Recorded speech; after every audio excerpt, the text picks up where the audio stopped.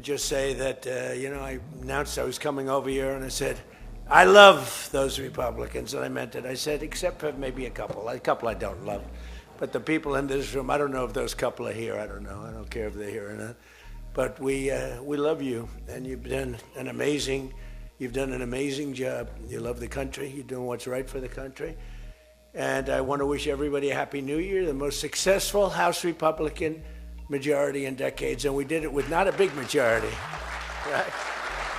That was not a big majority, but it's a unified majority, and it's people that know what it takes to make America great again. So together we had 12 months of unprecedented success in 2025, and now we're going to make history and break records with the epic midterm victory that we're going to pull off. It just doesn't seem to happen for people that win the presidency. It's an amazing phenomenon. You win the presidency, and we sure as hell are having a successful presidency, I will say that. But even if it's a successful presidency, it's been nothing like what we're doing. We had a very good day 2 days ago, too. But even if it's successful, they don't win. I don't know what it is. There's something psychological, like you vote against. You can win by a lot. We won every swing state. We won the popular vote by millions. We won everything. But they say that when you win the presidency, you lose the midterm. So you're all brilliant people. Most of you are in this business longer than me. That makes me smarter than you. Because look where I am, right? No, it doesn't. But I wish you could explain to me what the hell's going on with the mind of the public, because we have the right policy. They don't. They have a horrible policy. They do stick together. They're violent. They're vicious. They're vicious people. And they stick together like glue. They don't have a couple of the people that we have. A couple of people, not too many, really very few. And that's why I want to just say that before we go any further, I want to express our tremendous sorrow at the loss of a great member, a great member, Congressman Doug LaMalfa, who passed away yesterday, as you probably have heard. And he was the leader of the Western Caucus, a fierce champion on California water issues. He was great on water. He wanted to release the water, he'd scream at him. And a true defender of American children. He was a defender of everybody. And our hearts go out to his wife, Jill, and his entire family. He voted with me 100% of the time. And by the way, he wasn't a 3 o'clock in the morning person. Do you know what I mean by that? Where the speaker goes, sir, could you call up? Could you call? I said, what time is it, speaker? Sir, it's 3 in the morning. Could you make a couple of calls? How many? 9. So I'd start calling 3 in the morning. I said, I shouldn't use any names. I'm just going to create problems. But hi, Jim, and I'm not talking about Jim Jordan. I never had a call 3 in the morning for him. But I said, hi, Jim, how you doing? I just called to say hello, 3 in the morning. Okay, sir. Sir, you haven't spoken to me in 3 years, and it's now 3 in the morning, so I know what you want. You want my vote? And usually almost always they'd give it, but they wanted to be called. And with Doug, I never had a call. He was with us right from the beginning. I love those guys. I must say I probably love them the best, the guys that I don't have to call. They know we're doing the right thing. I have a couple that are going to be with us all the way, but they just want the call. They want love. They need love. They're more insecure than most of you. It's true. No, most of you are secure people. You're all laughing. No, most of you are secure people. I had a couple say, look, I could have Trump call me all the time. I just have to break his ass a little bit. And he'll be calling. But I appreciate those. We actually had a little party. We opened up a beautiful section of the White House in the Rose Garden, and we had a party for all of those people that I never speak to and vote for me. And I spoke to Doug, but I didn't speak to him about, never had a problem. And I was really saddened by his passing, and was thinking about not even doing the speech in his honor. But then I decided that I have to do it in his honor. I'll do it in his honor because he would have wanted it that way. He would have wanted it that way. He would have said, do that speech. Are you kidding me? Do the speech, big guy. But he was a fantastic person. Man, that was a quick one. I don't know quite yet what happened, but boy, it's a tough one. He was just with us. He was our friend, all of us, every one of us. And I also want to send our best wishes to Congressman Jim Baird and his wife, who are recovering from a car accident. They're going to be okay, but they had a pretty bad accident. And we're praying that they get out of that hospital very quickly. He's going to be fine. She's going to be fine, but it was a bad accident. And I want to thank the man who has been central to so many of our triumphs. He really has been. He's the guy that would call me to make those calls all the time. He's always working. And he's a nice person. You know, he's a high quality person. But I want to tell you, he's a very tough cookie. I've seen both sides. Not often do I have to see the other side, because he's just, by nature, he's a very fine, religious. I like that. He's a religious person. I like that. I like religious people. It usually means they're more honest. Sometimes it doesn't happen that way. I've had some real religious ones that did numbers on me, and I said, I'm going to get them someday. They got me by surprise, but it's usually good, okay, right? And his name is Mike Johnson, Speaker Mike Johnson.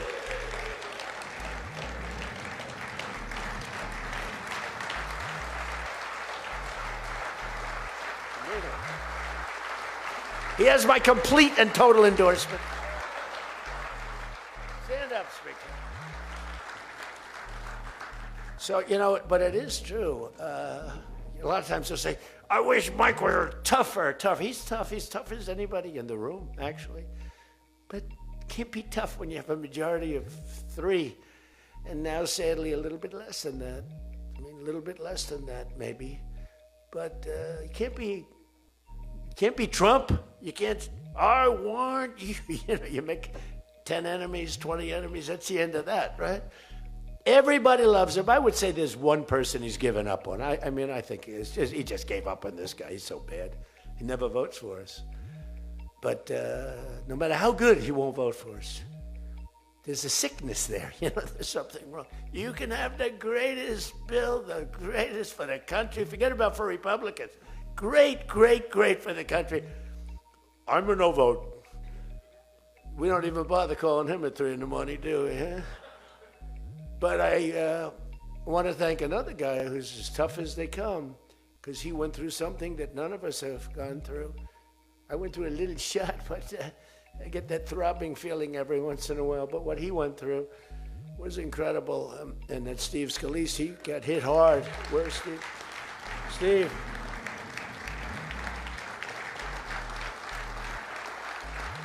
He's a tough cookie. He was dead. I went to the hospital. His wife was crying so much. He was a mess. Oh, yeah, she loves you. That's the only thing I learned about Steve, that he has a wife who loves him. Because I've gone to hospitals where guys are in bad shape, and the wife couldn't care less. She's waiting. She's looking for the next guy. Who's the next guy down the pike? Who the hell is the next guy? He's died. I said, it's so bad. Oh, yeah. I had one where the dog died and the husband died at the same time. I said, it's so sad. Yes, I love this dog so much. She couldn't give it, and the guy left her a fortune. Can you imagine? I shouldn't have left her anything, but she was much more concerned. It's true. Oh, the dog was devastated. The husband, he was like an afterthought. Your wife loves you, Steve. She's a great wife. Another one who has a great wife, Jackie, is Tom Emmer, right? Look at you. You have a great wife, but you haven't been tested like these guys. You haven't. We don't want to test her, right? She's incredible. She's a strong, beautiful, great person. She's a great person. She actually liked me at the beginning when we were having little fights. We weren't even having fights. We just didn't know each other. We didn't know each other. And I heard he said something negative about me. He was sort of right about the subject, but you're not supposed to say ever, even though you're right. But Jackie was saying, I'm telling you, he's a great guy. He's good. He's going to be a great president, blah, blah, blah. She was fighting for me. And now I love this guy. He's great. She was right about both of us, I think, right? But Tom has been incredible. He's incredible at what he does. And he's a great team player. Your conference chair, Lisa McLean, is So strong and powerful and beautiful. Thank you, Lisa. Thank you. Thank you. And I think their broadcast, we said we don't care if the press comes or not. So when I say that, that means they're there. They're broadcasting all this, and I'm letting my feelings out because it's true. I feel that way about so many people in the room. I could say it about many of the people in the room. Some I don't know as well, but many of the people in the room. They're incredible people. You're incredible what you're doing. We also have another one, Richard Hudson, Chairman, NRCC. Richard's always in there, always with a smile. No matter what's happening, Richard. He always has a smile. He's just a positive guy, smart and positive. Thank you, Richard. Really appreciate it. You do a great job. Republican Policy Committee Chairman, Kevin Hearn. Kevin, where are you, Kevin? Thank you, Kevin. Thank you. Did a great job. Every one of you got to be proud of yourselves. And basically the entire House Republican Conference. It's been really amazing what you've done. And we're going to give you some ammunition today. I said, I'd love to make a speech. Speaker asked me, would you make a speech? I said, sure. You think Biden would do that? Would you make a speech? What? First of all, people wouldn't ask him to make a speech because it never worked out well, right? Could never find the exits. You finish, look, stare here, stare there, stare here. You could jump off the front if you had to. No matter what he did, he got himself into trouble. So basically, they didn't ask him to, but if he did, it wouldn't be good. But it's good with me because, we have so much ammunition. We have ammunition. The problem is the fake news. That's why I like being on. I'd much rather do live television than do non-live because, when they say, as an example in my speech, peacefully and patriotically to the Capitol, peacefully and patriotically. Do you know that the Unselect Committee didn't report it, that I said those words? Do you know that the news never reported the words walk or march peacefully and patriotically to the Capitol? Do you know they never reported it? It's a scandal. The Unselect Committee never reported that. They never reported that Nancy Pelosi was offered 10,000 soldiers, National Guard soldiers, whatever you want. No, I don't want them. And the mayor. The mayors were in writing. She was more honorable about it. But Nancy got caught when her daughter did a documentary. She's a documentariess. And she has her mother saying, it's my fault. I should have taken the soldiers or something. I saw that in the documentary. I said, whoa, this was a major story. Has she spoken to her daughter since that, But they just, they are vicious people, even on the attack. And it was an amazing military feat that took place yesterday. Think of it. An amazing military. The people are saying, well, thank you.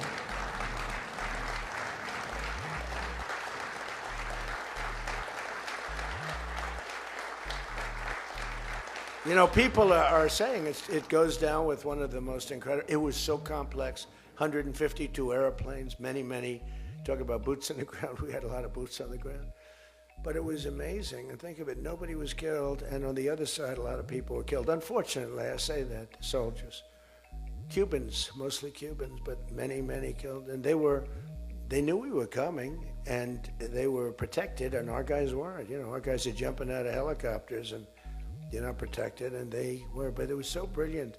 The electricity for almost the entire country was, boom, turned off. That's when they knew there was a problem. There was no electricity.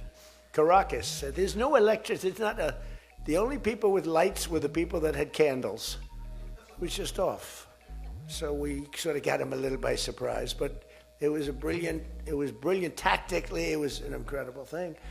But I watched where Schumer, he's such a bad guy. I mean, I've known the guy for a long time, and he's such a bad guy. At some point they should say, you did a great job. Thank you. Congratulations. Wouldn't it be good? I would say that if they did a good job. Their philosophies are so different. But if they did a good job, I'd be happy for the country. They've been after this guy for years and years and years. And, he's a violent guy. He gets up there and he tries to imitate my dance a little bit. But he's a violent guy. And he's killed millions of people. He's tortured. They have a torture chamber in the middle of Caracas that they're closing up. But he's tortured people. And now what they do, the radical left, they actually have people, and it's hard to get them. They're all paid people. Most of these people are paid. They're paid when they have brand new, beautiful printed signs by like the highest quality printer. And you have a woman, free Maduro. And the sign is before we even did the attack. Free Maduro. Why do you want him freed? I don't know, but he should be free. Oh, she reads the sign. What does that say? It says free. Well, that's what I believe. And you see the sign. It's like, Lisa, we should all have quality signage like that. The one thing I want their sign maker. The guy is great. He does beautiful signage. The old days was better when they used to write out their own sign, wasn't it? They'd make a sign in the basement. They'd have an old broken board holding up a sign, and it's made with a magic marker, sloppy as hell, and it meant something. But today, when you have that yellow and black, they should use different colors a little bit. But the yellow is a beautiful shade of yellow. No, I want to find out who that is. I want him to work for the Republican campaign. He's much better than our guy, whoever the guy is. But the United States proved once again that we have the most powerful, most lethal, most sophisticated, and most fearsome. It's a fearsome military on planet Earth, and it's not even close. I've been saying it for a long time. Nobody can take us. We don't want to have it. We don't have a discussion, but you read all and you see everything else. Nobody could have done that. Nobody has our weapons. Nobody has the quality of our weapons. The problem is we don't produce them fast enough. We're going to start producing them much faster. We're going to be very tough on the companies. We have the best weapons in the world, but it takes too long to get them, including allies. When allies want to buy them, they have to wait 4 years for a plane, 5 years for a helicopter. We're not letting that happen anymore. We're telling our defense contractors, you're going to start building faster. Guy makes... I have a big problem with it. I'm the king. I have sold more Boeings than any human being on earth. They gave me an award, Salesman of the Year. I said, what about Salesman of in the history of Boeing?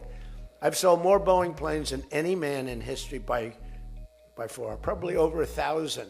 Over 1,000 planes. I said, that's the good news. But why should they wait 3-4 years to get a plane? They should build them, get them immediately. The F-35s, it takes too long to get them. The Apache helicopter. I had India coming to me, sir, I've been waiting 5 years. We're changing it. India ordered 68 Apaches, and Prime Minister Modi came to see me. Sir, may I see you, please? Yes, I have a very good relationship with him. He's not that happy with me because, they're paying a lot of tariffs now because they're not doing the oil, but they are. They've now reduced it very substantially, as you know, from Russia. We're getting rich because of tariffs, by the way. I hope everyone understands that. They hate to report. We're going to have over $650 billion poured into our country or coming in shortly because of tariffs. They're finding all of these pockets of money a couple of weeks ago. Sir, we're off by $39 billion. Oh, is that good or bad? Meaning, do we have it or are we short of it? Sir, it's $39 billion that we can't account for. That means we have an extra 39. Yes, sir. I said, well, what are you saying? We just don't know where it came from. I said, check the tariff shelf. Sir, that tariff doesn't start until September. He said, no. It started about a month and a half ago. Check it. Comes back 25 minutes later. Sir, you were right. It came from tariffs. This never happened to us before, where we find plus 39 billion, not million, plus 39 billion. They were missing. We've taken in $650 billion or shortcoming, and that's because I'm being nice. If I want to be, and we have national security because of tariffs. And frankly, we have a big Supreme Court case. I hope they do what's good for our country. I hope they do the right thing. The president has to be able to wheel and deal with tariffs. Now, if you have the right president, it's good. You have the wrong president, if you have the wrong president, nothing's good. Tariffs are the least of your problems. We found that out for 4 years. We had the worst president, did the worst job. They had the worst policy. We have to even run against these people. Now, I won't say cancel the election. They should cancel the election because the fake news will say, he wants the elections canceled. He's a dictator. They always call me a dictator. Nobody's worse than Obama and the people that surrounded Biden. Not Biden. I don't think it was Biden. He didn't know what the hell was going on, okay? The election was rigged. He had no idea what happened. He still doesn't. The auto pen. And by the way, you ought to make a big deal out of the auto pen. The auto pen was your president because most of the things were signed by auto pen. And you're not allowed to do that. I signed very little. Now I just sign everything because it's just so crazy. But like I had the other day, we elevated a general to 4 stars. I think you should sign that. That's a big deal. A general did a great job, was elevated to 4 stars. And I had the gentleman, and I signed it in front of him, held it up. You got to sign that. You can't give it to an auto pen. And you can always tell an auto pen. One thing, it has 2 little tiny dots. You know that? 2 little dots. You know what that's from? 2 pins. They go bing, bing. They're wonderful things. But you got to sign it. And the law is you have to sign it. If somebody's, telling the auto pen person, he has to be authorized by the President of the United States. Well, he wasn't. The guy barely knew the President. How many times did you speak to the President, right? He said 2.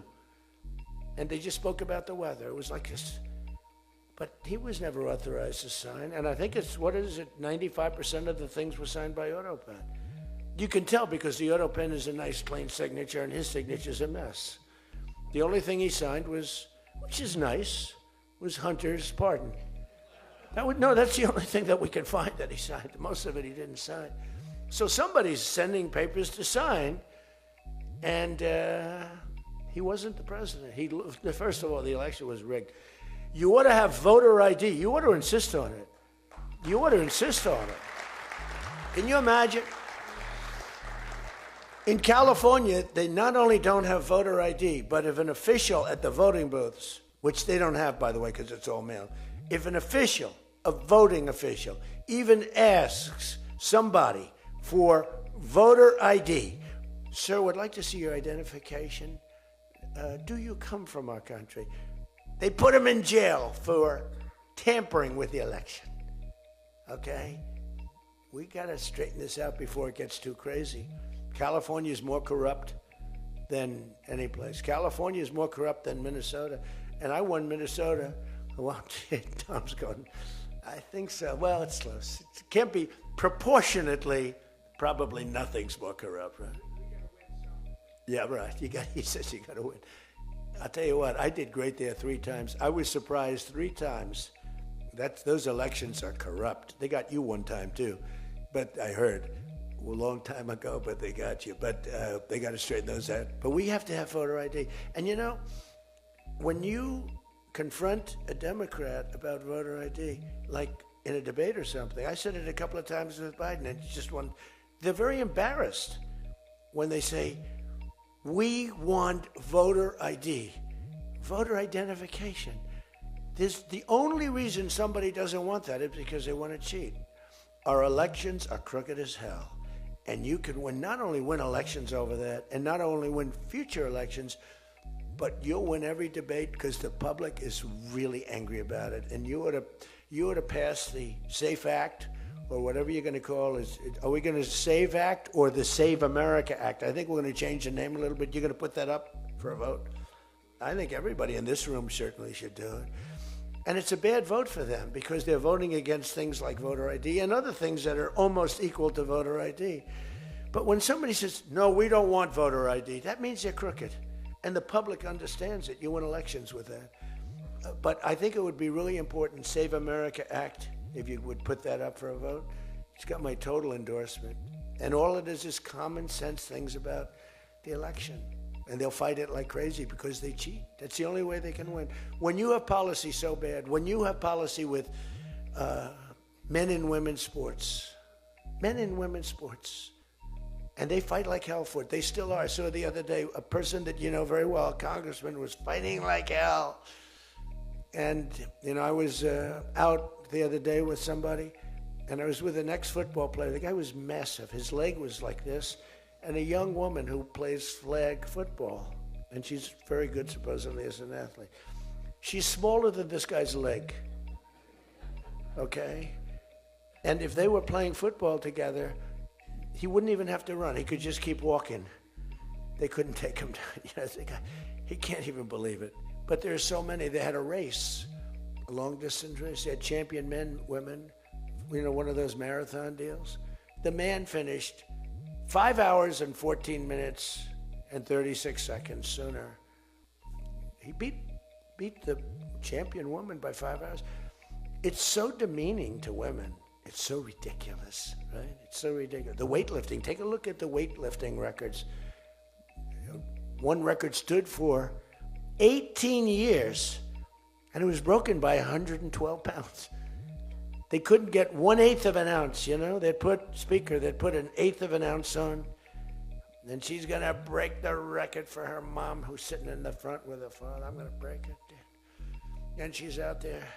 We're adding 1/8 of an ounce to each side. This record has stood, ladies and gentlemen, for 18 years. But she's going to do it. She's looking to get into the Olympics, right? And she gets up, and they put a little tiny thing like this, little tiny. And my wife, by the way, hates when I do this. She said, she's a very classy person, right? She said, it's so unpresidential. I said, but I did become president. She hates when I dance. I said, everybody wants me to dance. Darling, it's not presidential. She actually said, could you imagine FDR dancing? She said that to me. And I said, there's a long history that perhaps she doesn't know. Because he was an elegant fellow, even as a Democrat, right? He was the attack by Japan, he was quite elegant. But he wouldn't be doing this. But nor would too many others. But she says, darling, please, the weightlifting is terrible. And I have to say this, the dancing they really like. She said, they don't like it, they're just being nice to you. I said, that's not right. The place goes crazy. They're screaming, dance, please. But the weightlifting, but no, the girl gets up. And you see, I want to be more, but I have somebody watching. I want to be more effusive. I want to really, But she gets it, and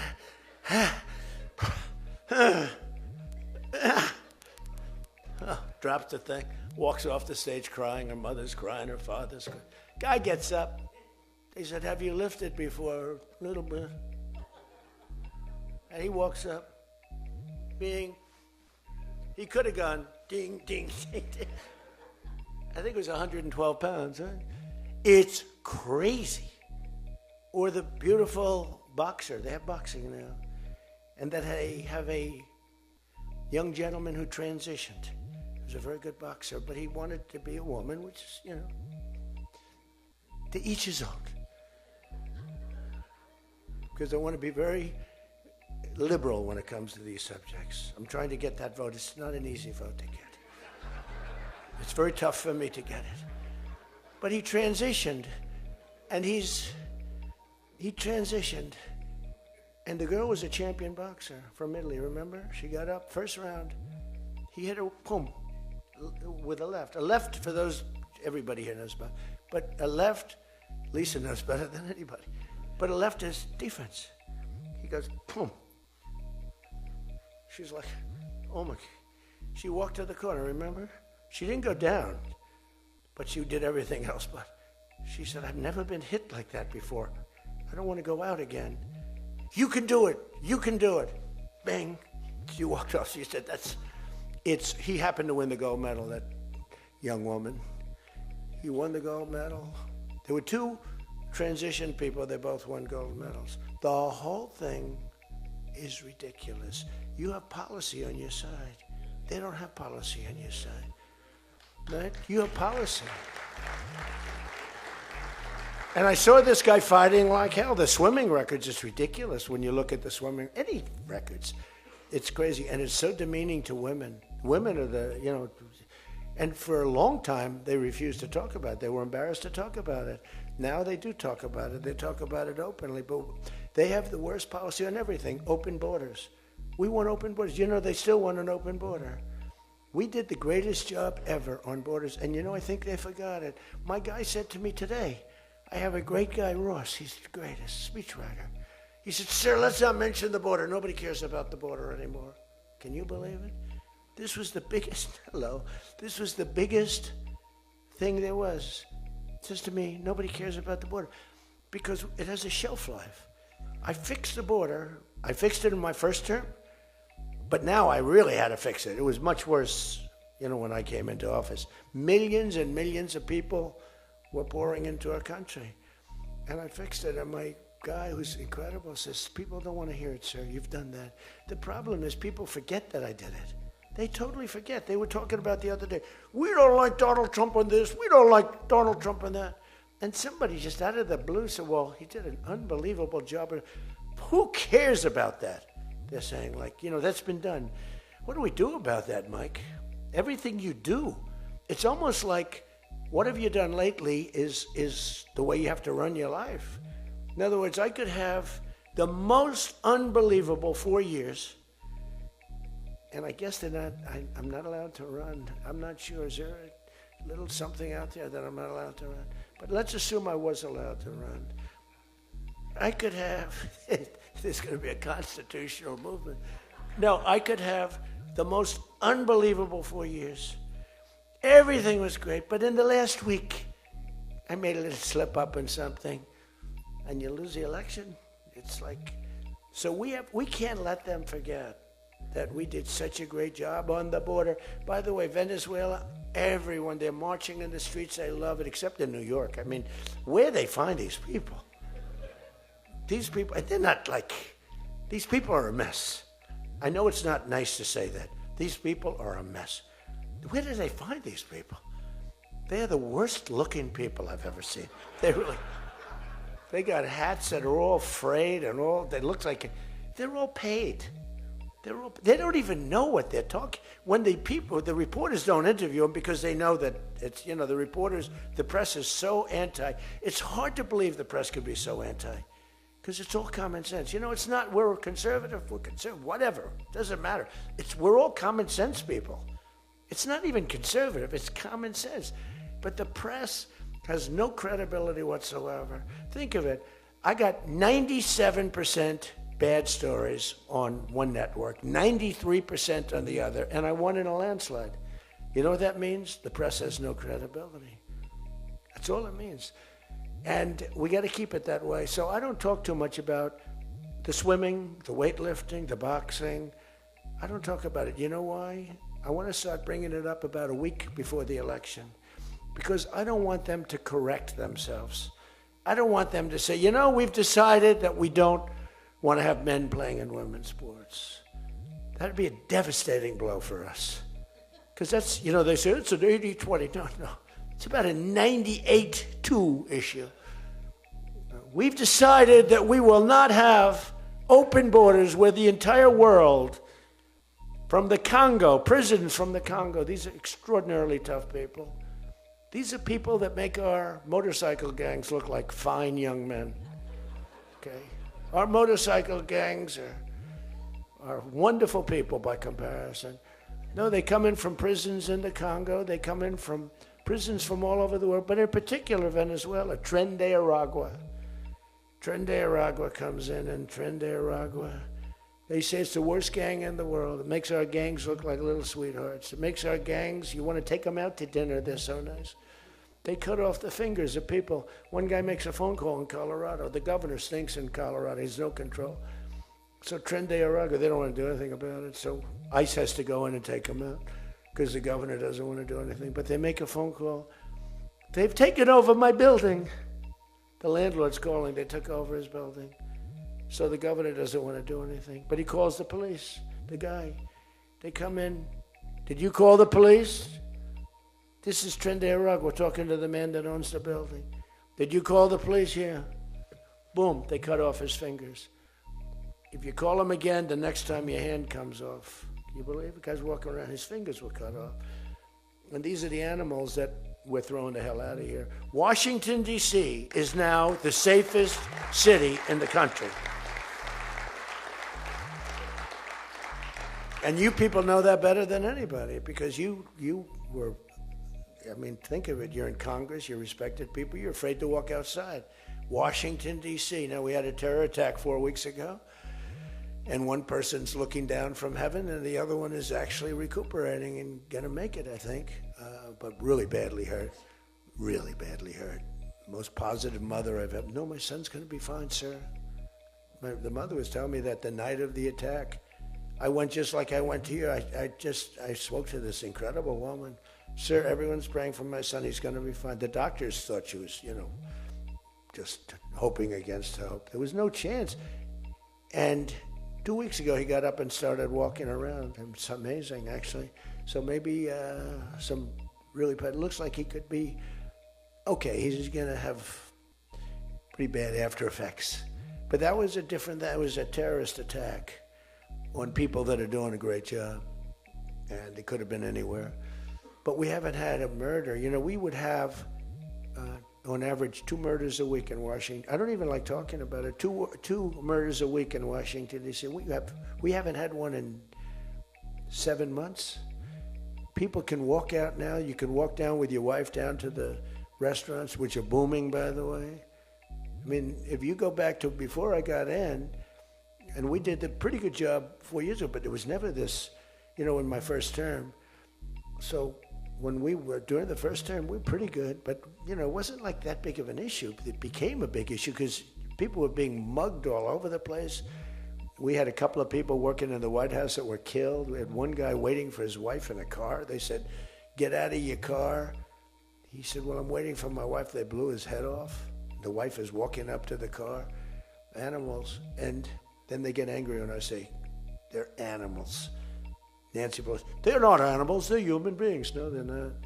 This is another thing. That's a 98-2 issue also. No, they're animals, and we've taken them out. We've took out over 2,000 people, brought them back to their countries from where they came, or they're in prison now in Washington. Because it's not just like, you have to take the bad ones out. 2%, 3% of the population causes 90% of the crime. Think of it. 2% of the population in Washington, D.C. causes 90% of the crime. So when you get rid of the 2%, we took out over 2,000 people, got them out of the country or in prison. Some were so bad that we didn't want to send them back to their countries because they'll come back in, even though it's hard now, but they're pretty smart. They're sick, but they're smart.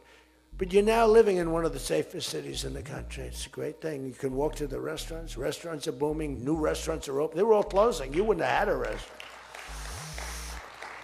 And I don't know about you, but to me, those soldiers standing there look so good. I'm not going to feel safe walking down the street without them. I don't think you would either. Even though, we took out so many criminals, I just feel better. To me, they're beautiful. I look at these soldiers, and you feel safe. You feel safe. I don't think if we took them out, even if the crime wasn't much, it would definitely be more. We did a great job in Chicago. They don't want to talk about it. We, against all this slob of a governor, this stupid slob, who's the family threw him out of the business. He was a dope, and the Pritzker family, but they threw him out of the business. And the mayor, he's a low IQ person, extremely low IQ. We should give everybody like these competency tests, right? The cognitive, they call it cognitive. I'm the only president that went for cognitive. I think every president and vice president should be forced to take cognitive exams, mental tests, like, are they intelligent? Wouldn't it be nice? Do you think Walz could pass a cognitive test, as an example? Do you think Kamala could? I don't think Gavin could. He's got a good line of crap, but other than that, he couldn't pass. I mean, here's a guy who didn't want to have water coming down from the Pacific Northwest. Why? They have a little tiny fish, this big, it's a little tiny fish. Not doing well, you know why? No water. They're sending water. It's too much. It's killing the fish. So they cut it off. And then they have 25,000 houses burned down. They don't know why. No, I think, I believe in it. I'm the only one that took a cognitive test. It's the worst. If I don't do a medical exam, because I've had times where I went longer, because I'm busy. If I don't do a medical exam, they say, Trump's not doing an exam. There must be something wrong with him. If I do the exam, they say, why did he do this? Why did he do this part of an exam? He did too much. There's something wrong with him. Do you remember there was a period, Mike, where I had 32 days in a row I did one press conference, 2, 3, sometimes 4. I do them behind the desk. I don't even just do it. I do press conferences. But I do many press conferences. So in 32 days, and then one day, just one day. This is 32 days in a row. Must be some kind of a crazy record. Then one day, do you remember I didn't do one? Because I took Kai, my very brilliant golfer, beautiful young lady who swings the club so beautifully. She's a great scratch golfer and loves playing. Grandpa, would you take me to play golf? So I ran, I play golf in like record. I play speed golf. It's better that way. You know the expression? Miss it quick. No, I play speed golf, but I'm a good golfer. Everybody knows. Anybody that I've beaten in this group. But I love to play golf, but I don't get to play much. But I took off 2 hours, and the press couldn't find me. But they knew I was there because they follow me. And I was getting, are you okay? Guys are calling me up. Some of the guys in this room. Sir, are you okay? Yeah, what's the problem? There's a report, sir, that you're no longer with us. Remember that? No. The report was that I don't want to use the D word. It's such a horrible word. Dead. I don't like it. There's a report, sir, that you're no longer with us. I said, well, I just hit a 280-yard drive. This isn't bad. And, it's one of the, and it took me a couple of weeks to get that one straightened out. The new one is they did a report in the fake news New York Times where I worked this day from early in the morning till late in the evening, but we don't give out a full schedule. It's like who the hell wants to give out a schedule to these people? But it's all work. And this, in particular, this day was brutal. I never got to leave the seat. You couldn't do anything. It was just one after another after another. And this went on from early in the morning till late in the evening. And my people gave out a report. He had lunch. They show a report, lunch with somebody. And they did a story. Donald Trump is slowing down. He only had lunch. And then he went back up. And they said, that's malfeasance, whoever did, right? No, it's terrible. I was actually more angry with my people than I was with the New York Times. But they wrote a story. And it takes you a period of time to recover from these hits. And it's almost no matter what you do, but you have to keep a positive eye. But we have a fake press. We did a thing that's so incredible on medicine that nobody has ever done it. Reducing favored nations, most favored nations, we reduced the cost of medicine at levels that have never even been dreamt of before. We should win the elections on just that thing if we did nothing else and went home, go home. We did favored nations where we're bringing down the price of a pill. As an example, in London, the pill sells for $10. In New York, it sells for $130. That's 13 times as much. Most favored is, I want to pay what the lowest nation in the world is paying. Everybody knew about it, but nobody had the guts or the stamina to do it, or the respect from other nations, but I do. And then you also had to get the drug companies. The drug companies were not easy, but they were much easier compared to the other nations. So the other nations used to tell the drug companies, we're not going to pay more. You kept it for years, the same price. Everything, we just kept going up, up, up. And finally, I had the drug companies, and I said, listen, fellas, you can't do this. Can't do it anymore. I'm not going to let it. We're going to do it, and you're not going to do it. And I did things to them that were brutal, but I really found out it was the nations that were so tough. So when France was told that the pill will go from $10 to $30, it's a big increase, right? But it's not really. And that ours would come down from $12 or $13 down to $30. So theirs would go from 10 to 20 or 30, and ours would go from $13 down to, meaning $130 down to 20 or 30. So it's a huge drop for us. Now, depending on the way you calculate it, it could be thousands of percent down. It could also be 90% and 80%. You know, there's two ways of calculating. I don't know if you know. They said Donald Trump exaggerated. Now, there are two ways of calculating it. But calculate it at 80, 90%.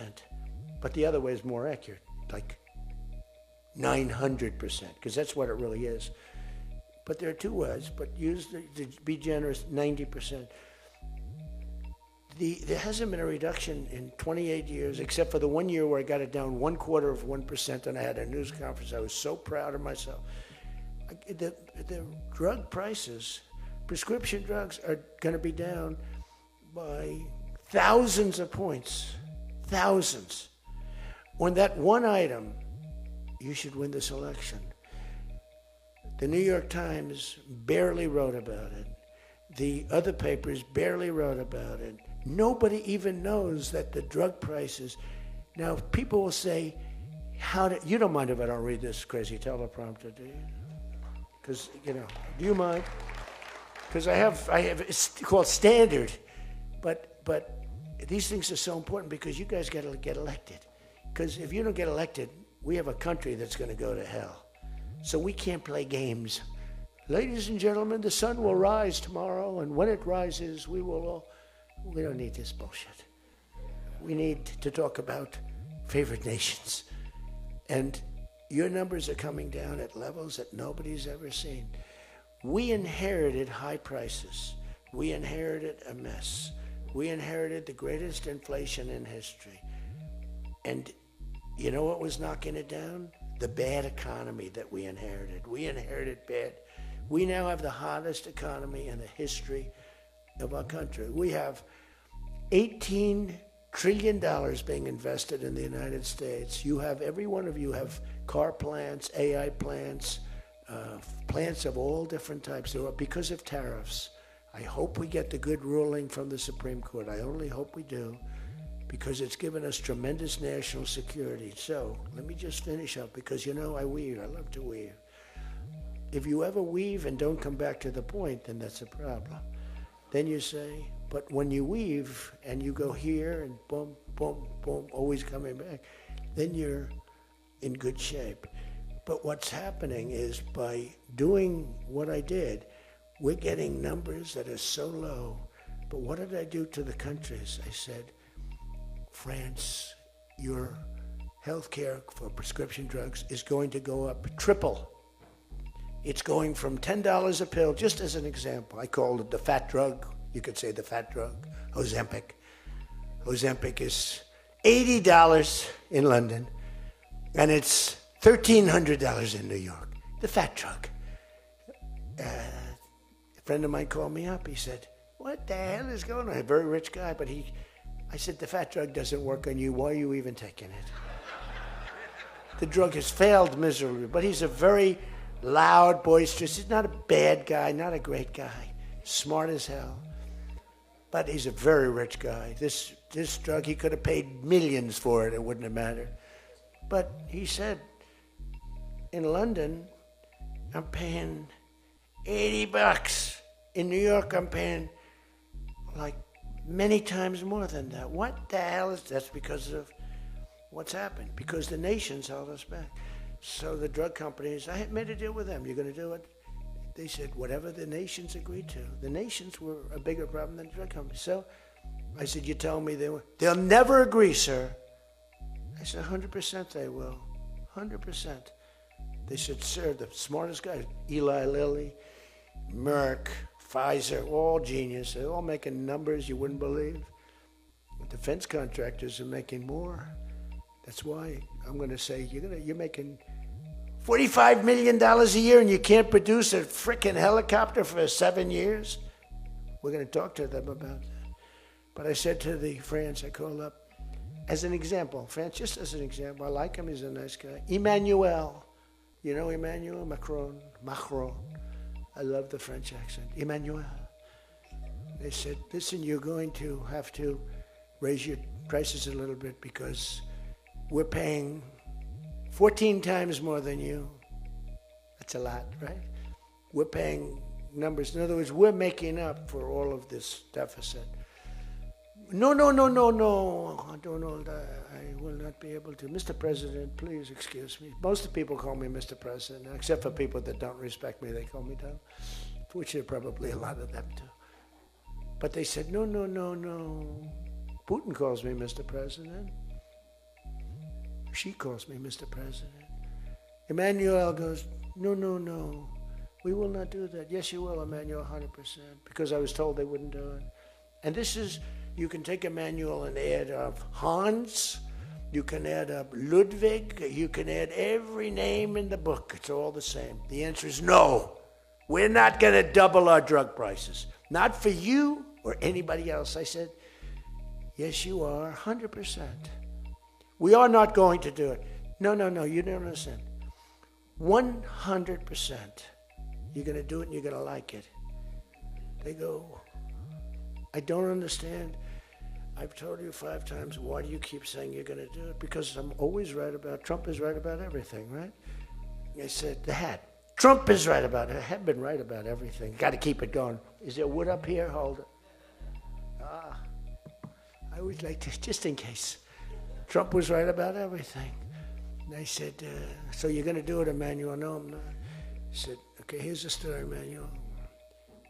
If on Monday you haven't agreed to every single thing that we want, I'm putting a 25% tariff on everything coming out of France, including your wines, your champagnes, and everything else. No, you cannot do that. I said, I can do that, and I will do that. Even for national security, I'll do that, but this is for medical security, and 100%. Now, let me explain. The tariff I'm imposing on you is 42 times more expensive than what I'm asking for you in return.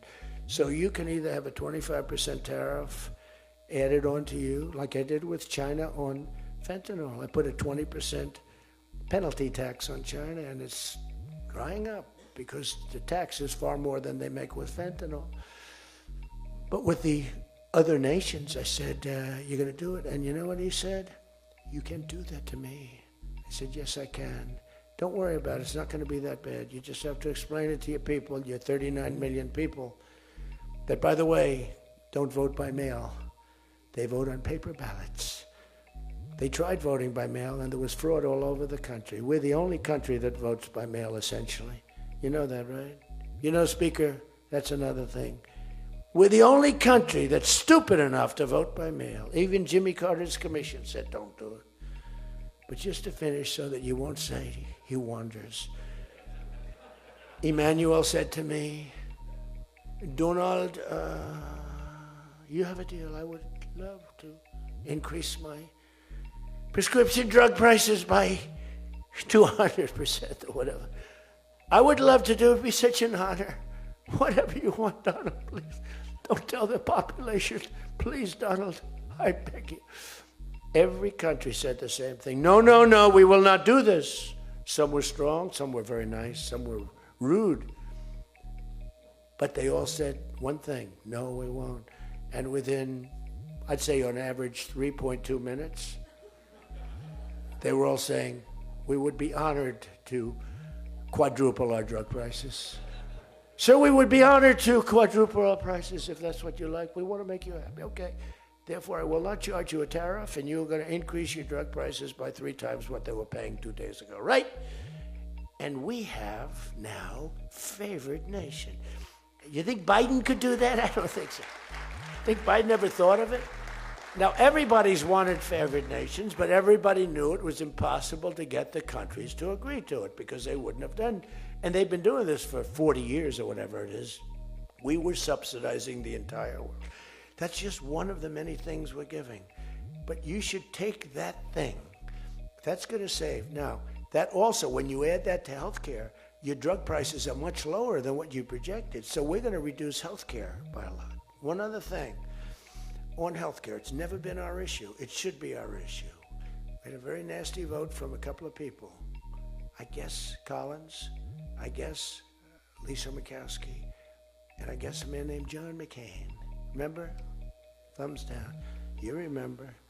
He said, I'm all for 10 years he campaigned. I don't want to be nasty, but for 10 years he campaigned on Obamacare. We're going to destroy Obamacare. We're not going to do it. And then we're going to terminate it. And then it was a little surprising. We could have had health care, good health care. Obamacare is bad, and the people understand it's bad, and the premiums are horrible. But one thing I've learned a lot about health care. I found health care sort of like not of tremendous interest, but it was very important. And I made it of tremendous interest.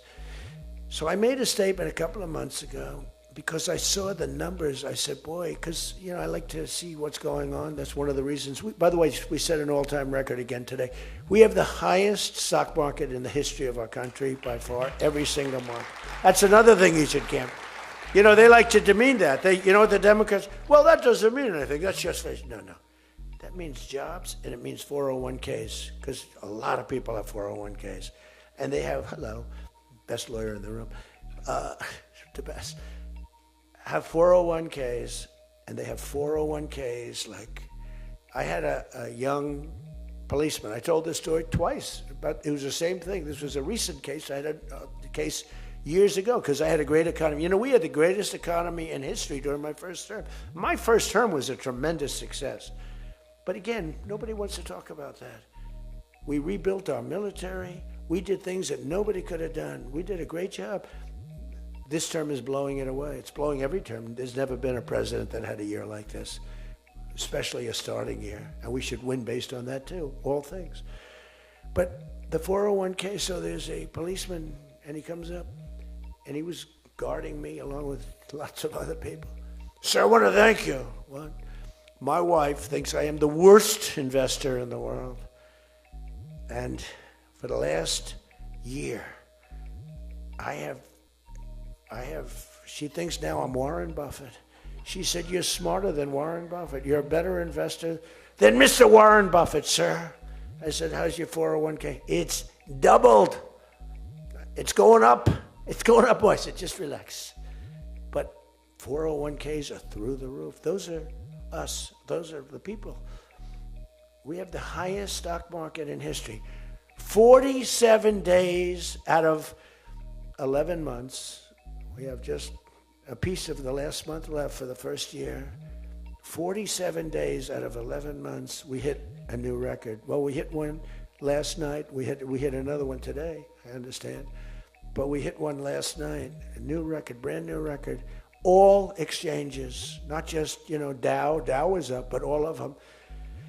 We have another record, that's the 47th time in 11 months that we've hit an all-time high. And the future, because we have more money coming into our country than any country has ever had by far. The record was about $3 trillion many years ago by China. We've got $18 trillion pouring into our country. You know why? Because of tariffs. Because if they build a factory, they don't have to pay any tariff. But if they make it in another country and they send it in, they have a very big tariff to pay. So they can't pay that tariff, so what they do is they come in and they're building. By the way, this is what China did to us for many years. It's just reversing it. Other than we have a great product. We were losing our product now. Tell you what, if I had lost this election, if you had Kamala, it's the same thing, Joe and Kamala, I call them equals. If you had Kamala come in, I believe that our country would have been Venezuela on steroids. I used to say that during the campaign. If I don't win, we're going to have Venezuela. So we have 18 trillion coming in. I think we could hit 20 trillion by the time the year is up, right? It's less than 1 year, 18 trillion.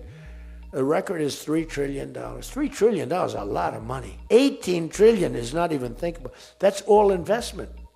That's building factories, that's building plants. You know how many car factories we have? Half of you guys are having car factories. Where you are, Louisiana is doing great. Georgia, right next to you, is doing great. Hello, nice guy. All nice people. Actually, in this room, I can't see it. Is there anybody I'm supposed to dislike in this room? I think that a couple of people maybe didn't show up. There's only one that I really dislike. I mean, the same person that Mike gave up on, because there's something wrong with him. He's a sick person. But there's only one, really. The others, you just have to understand them. You know, they have some problems too, but you just have to sort of go with them and understand them, feel sorry for them, advise their family, are they okay? Because what we're doing is right. But $18 trillion, car plants being built. I was in Japan. Somebody admonished me, he shouldn't be traveling. I don't like to travel. But when I travel, I make a lot of money for the country, not for me. For me, I don't care. I have a much higher purpose. I have plenty of money. I don't need money. I don't want money. I want to make money for the country. And like I did with Intel. Intel came in, they had a problem. I said, I can solve the problem, but I think you should give the United States 10% of your company. He goes, whoa. I said, yeah, I think I can help you with the problem, but you got to give the United States, not me. Sometimes I'll say, give me, but when I say me, I'm talking about, I'd love to accept it, but I don't think that law enforcement would like that, right? I'm very cognizant of law enforcement, perhaps more than anybody in history. Actually, a friend of mine who's really smart said, you know, you've got to be the most honest guy in history. Because you have been examined, your books, your records. I have a big business. Every record. I had these Democrats hired the biggest accounting firms, the biggest law firms, the biggest. I went through years of abuse. And here I am. They didn't find anything wrong, remember? We want his tax returns for years. We want his... Finally, the Supreme Court, shockingly, I'm the only one. This couldn't happen to anybody else.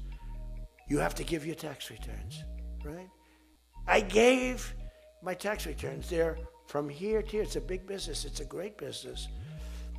And I built a great business, like much bigger and better than anyone even understands. But I gave my tax returns. They go from here to the ceiling practically. They got them. Headline, Trump to give tax returns. Supreme Court ruled that to give my tax return. Can you believe it? Everyone said, you're not supposed to do that. And by fighting, they think you're trying to hide something. You know, naturally. I gave my tax returns. That's the last we ever heard. They hired the biggest accounting firm in the world, most powerful lawyers in the world. They spent millions and millions of dollars going over those returns. There hasn't been one story that I did anything wrong. So this friend of mine who's highly sophisticated, rich guy, smart guy, said there's nobody that I know that could have gone through an examination like that and not ended up in prison. Nobody ever had to suffer like I did. Nobody ever did that to anybody else. You know, there was an expression, Andrew Jackson was the most abused president in the history of the United States. You know who second was? This before me. You know who second was? Abraham Lincoln. But he had a civil war, so we have to give him a pass. But Andrew Jackson was treated horribly. He was a great general and a good president. So bad that his wife died. I mean, his wife died. They were horrible. But I just saw a report came out the other day. I blow them away. He never got impeached twice. I got impeached twice on nothing. On a perfect phone call, remember? Perfect phone call. Tim Scott, who's a great guy, great, wonderful guy, South Carolina, straight guy, right? He is a good guy, good person. He's an honest person. He read a transcript. Thank goodness I had a transcript. Essentially, the call was taped because they tape calls. I didn't even know. So was that call taped? Yes, sir. I said, oh, well, bring it down. I don't even know. And we read the transcript. It was perfect. It was so good. I told Ukraine not to cheat. And if you see any cheating, report it to the Attorney General of the United States. That was my call. They said, he was trying to intimidate. All I said is, don't cheat. And we have a signed agreement that Ukraine can't cheat. You know that. It's the only country we have actually signed. They violated the agreement many times, I would tell you. You'll find out. I was right about that too. But nobody's gotten treated. But this guy said to me, for you to have escaped. But the one thing, and I'll just end it, because Jim Jordan back there, world champion wrestler, 128-1. Whatever happened to the one guy? The Russian. He lost to, how dare you lose to a Russian? Do you know the more impressive record for Jim? Because I'm a big sports person. I love sports. Jim went to high school. As in high school, he was considered like the top wrestler. But he was undefeated in high school. Now, what that means is that as a freshman, he was beating seniors. Is that true? Were you actually undefeated? Seriously, were you undefeated in high school? That means as a freshman, he had to beat seniors, Steve. Nobody could, because there's such a difference between a freshman and a senior. To me, that's more impressive than anything. But I'm also impressed with his fight. Now we have to close the deal, Jim. We got to close the deal. Close that deal. I respect. I saw Jim, and the first time I met Jim, I looked at him and I said, tough looking guy. But I noticed the ears, they were a little rough. They were a little bit of a rough. Some people would say a little cauliflower on that ear. They said, Jim, have you wrestled before? Yes, I did. Where? Was it Ohio State? Something like, he was an All-American at Ohio State. I said, yeah, I could sort of tell. I look at the ears and I can sort of tell. But have you had plastic surgery on your ears, Jim, now? Because they look better now than they did the first time. They've healed over the years.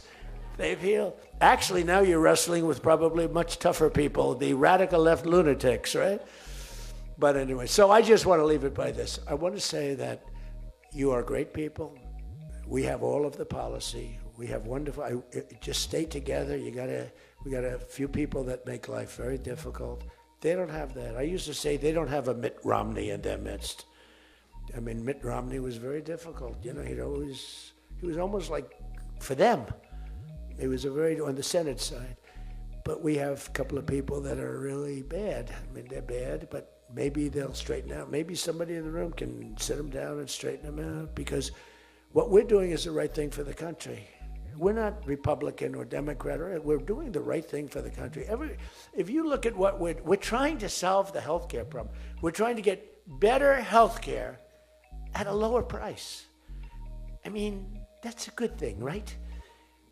And the one thing I learned, and just in concluding, and I said it like a month and a half ago, and it was the number one thing in the country. Even the fake news covered it. They tried to put a negative spin on it, of course. I said, I read a story about insurance companies making a fortune. A fortune. Their stocks were up 1,700%. Who invested recently in a stock that's up 17? And that's because the money that they're getting from Obamacare is massive. And the government generally. That means they're making a fortune. And as soon as that, because I have a natural, I don't want to say it again, but I have a natural business instinct. I do. I've always done things. I've done some things that people said you're crazy and I made a lot of money with. I've done a lot of things that were good. I have an instinct, right? Somebody said, he's got the best political instincts of any politician in 150 years. I said, no, I don't. I really don't believe I do. I think I have good instincts. I have common sense. But they said that it was a very complimentary statement, but I don't believe that's necessarily right. But I do have good policy. I have good common sense. And maybe they wheeled that into instincts.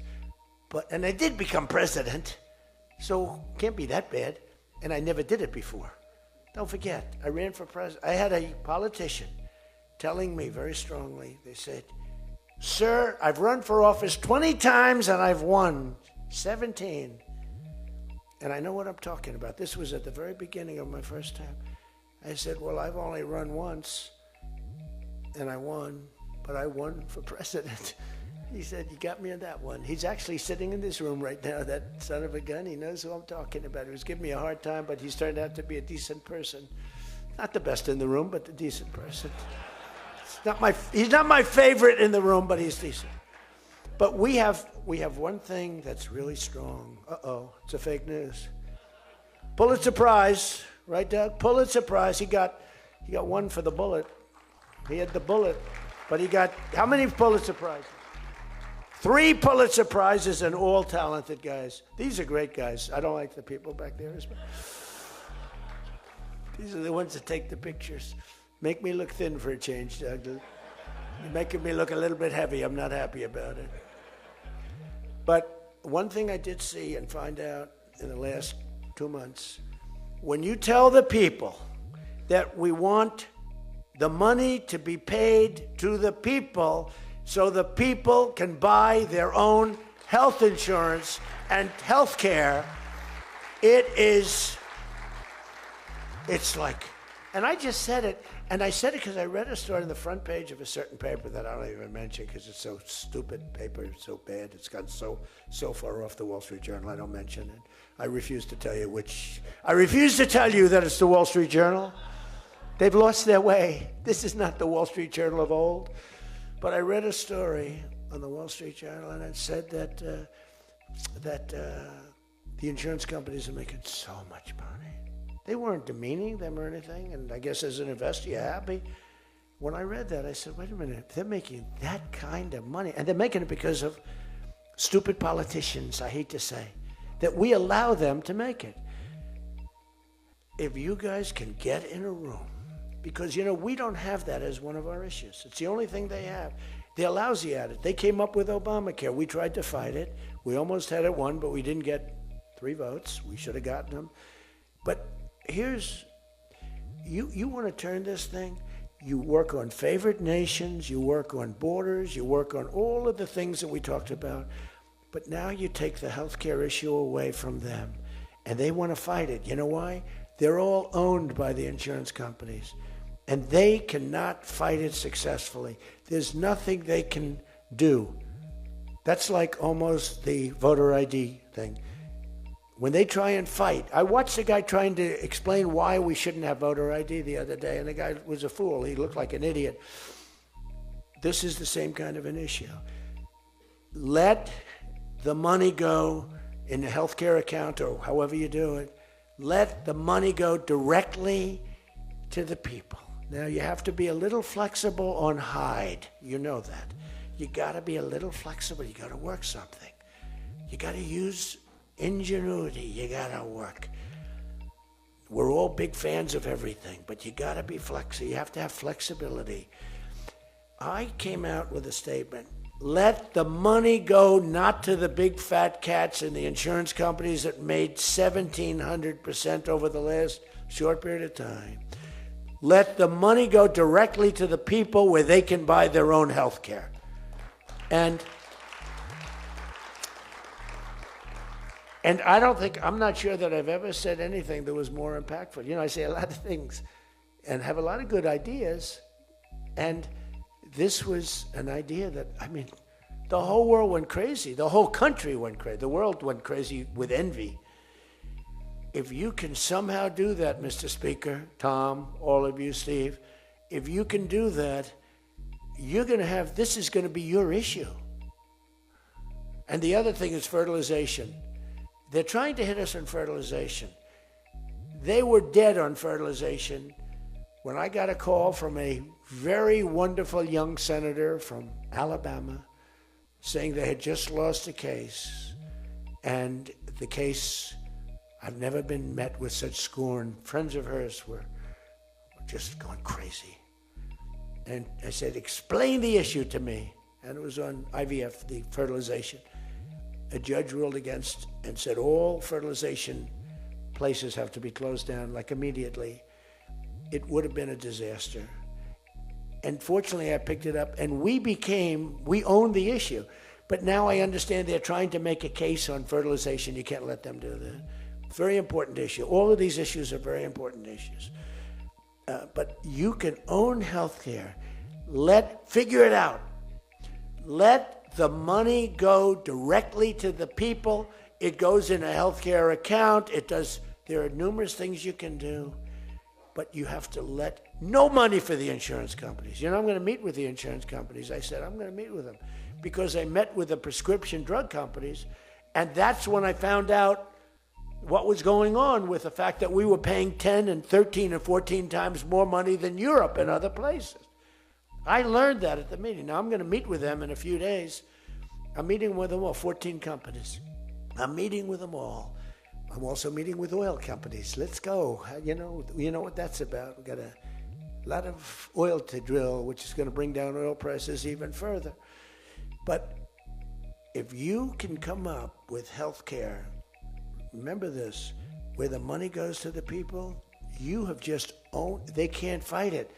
They're owned by the insurance companies. You guys don't get money from the insurance companies. They do. They get a massive amount of money. It's their biggest donor. They're going to try and fight you, but they can't win the fight.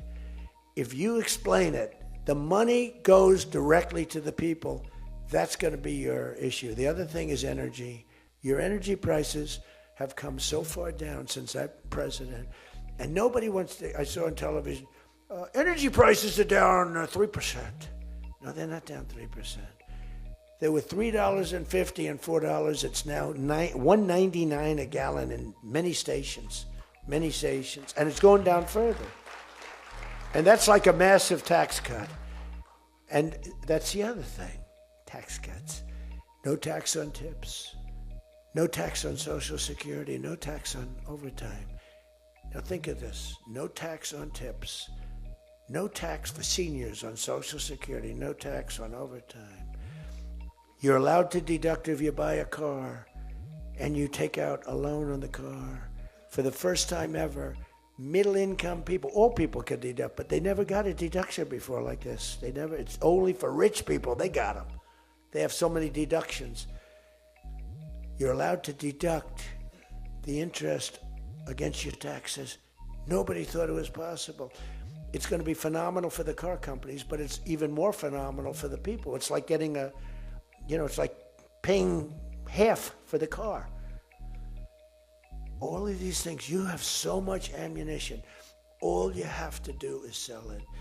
Taxes. But the one thing they know about the taxes, I call it the great big beautiful bill. I think it's even better. But the great big beautiful bill is just that. There are so many goodies in the bill, you have to get the word out. Because the people in the back of the room won't do it. That's why I love live television. Because they can't, sometimes they'll turn the camera off, but they're embarrassed when they do that. If we're going too strong and doing too well, if the lights go off, you're doing well. If the lights are on, you got yourself a problem, okay? I see that little red light. That light goes on. If that light, that's bad, isn't it? If that light goes off, you know that you're doing a good job because you're fighting the Democrats and you're fighting the fake news. And it's amazing that they can be so stupid. And they don't have credibility anymore, and you can beat them. I mean, it's the old thing that, never fight the news, but you have no choice because it's almost like they become radicalized. But you are fighting the news, but you can beat them. That's why I'm standing here. I mean, I had Kamala. I was beating Joe by 30 points. And then they changed him. That's like a fighter in the ring. He's losing, and they said, let's put somebody else in to take his place. Very unfair. They changed in the middle of the election. They said, he's going to lose, so let's give somebody else. And fortunately, she was just as bad as him. Probably slightly. I don't know. Would you say as bad or worse? Close. Pretty close. But it took 6 weeks. There was a honeymoon period. 6 weeks. It took 6 weeks to find out that she didn't have what it takes. But you got to win the midterms, because if we don't win the midterms, it's just going to be, they'll find a reason to impeach me. I'll get impeached. We don't impeach them. You know why? Because they're meaner. than we are. We should have impeached Joe Biden for 100 different things. They are mean and smart. But fortunately for you, they have horrible policy. They can be smart as can be, but when they want open borders, when they want, as I said, men and women sports, when they want transgender for everyone, bring your kids in, we're going to change the sex of your child. Just send them our way. In some cases, like in Minnesota, they don't even tell the parents. Is that right? And nobody believes it when I say it. I think we have 6 states. Nobody, am I correct? Okay, Tom Emmer said yes, so. But it's true. Where the kid comes back, they keep the kid. They operate on the kid. They don't tell the parents. It's not believable. We have great, solid common sense policy. They have horrendous policy. What they do is they stick together. They never have a no vote. They impeached me. I never knew I was going to be impeached. I get a phone call, you just got impeached. I said, what does that mean? It took them 10 minutes. They impeached the president of the, who did a damn good job. I rebuilt our military, Space Force, I got everything. I did a lot. They impeached me for nothing, twice, for nothing. Fortunately, you were on our side and we were unanimous. And the second time, the few people in this little group, like Rice and this, they're all gone. Every one of them is gone, except one that we're going to sort of let ride with. Some guy that has a state that you might as well just let him ride. But think of it, everyone's gone. Everyone's gone. It makes me feel so good. I don't want to feel vicious, but I'm so happy that everyone. And they're seriously gone, too. They lost in landslides. This guy named Rice, he lost by 48 points, right? Remember him? Oh, no, there he is. What a job you did, Mr. Fry. Congressman Fry. I looked around for somebody. It's true, this was a good choice. We've made some bad choices, too, because you have to do it. I said, who the hell can run against this guy, Rice? It was a Trump plus 40 district. They had riots around his house that night. You know, he voted, I vote to impeach. And that night they had riots. So they said, who the hell? Just give me somebody. A warm body. And then, no, it has to be a living, breathing person. And then if I could get a genius, it would be good. And we got a guy who is so good. He's been, I think, are you happy with him? I think so. Stand up, bro. He's great. I said, where does he come from? He's like a senator, state senator or something. I said, all right. I spoke to him one time. I said, you're accepted. But little did I realize how good he was. You did a great job. You've done a great job, and the people love him. So he has done a great job. I just want to say this. I haven't read one word on this thing. Who the hell else could do this? And I think I gave you something. It's just a roadmap, and it's a roadmap to victory. You have so many good nuggets. You have to use them. If you can sell them, we're going to win, because we've won 2 races in like 50 years. It's, for whatever reason, I don't know why, but just don't fight it. It doesn't make sense. There've been 2, and they were unusual circumstances. So whether it's a Republican or a Democrat, whoever wins the presidency, the other party wins the midterm, and it doesn't make sense, because we've had the most successful year probably in the history, they say, and now you add what happened essentially yesterday, we've had the most successful first year of any president in history. And it should be a positive, and make it a positive. So with that, I leave you. I do. And I started by saying I love you all, and I'll end by saying I love you. You're amazing people. What you do for this country is incredible. And thank you all very much. Thank you. Thank you.